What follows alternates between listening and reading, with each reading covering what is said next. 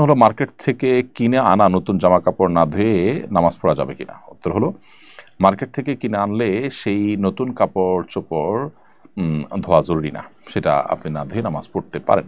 হ্যাঁ, আপনি যদি অ্যালার্জি বা অন্যান্য সমস্যা স্বাস্থ্যগত কারণে ধোয়াটা প্রয়োজন মনে করেন, সেটা ভিন্ন বিষয়। শারীরিক দৃষ্টিকোণ থেকে এটা ধোয়া কোনো আবশ্যক নয়, কারণ হলো আহ, সেখানে কোনো নাপাক আপাত দৃষ্টিতে লেগে নাই। অতএব সেটা নাপাক আছে কিনা আমি জানি না, এরকম মনে করে সেটাকে ধোয়াকে আবশ্যক মনে করার কোনো প্রয়োজন নেই। ইসলামে কি বিয়ে ফরজ? আমি কি সন্ন্যাসী জীবনযাপন করতে পারি?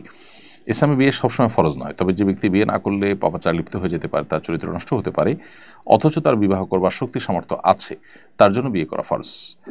আর সন্ন্যাসী জীবনযাপন করবার কোনো সুযোগ নেই ইসলামে। হ্যাঁ, আপনি যদি বিয়ে না করে থাকতে চান, অন্য সব ঠিক আছে, পারিবারিক যে বন্ধনগুলো সবই ঠিক আছে, জাস্ট আপনি বিয়েটা করছেন না, তো এটা জায়েজ আছে যদি আপনার চরিত্রকে আপনি হেফাজত করতে পারেন। কিন্তু বিয়ে করে যদি আপনি সমাজে অন্যান্য কাজের সাথে তাল মিলিয়ে আপনি ভালো মানুষ হিসাবে টিকে থাকতে পারেন, সেটা হবে সবচেয়ে উত্তম।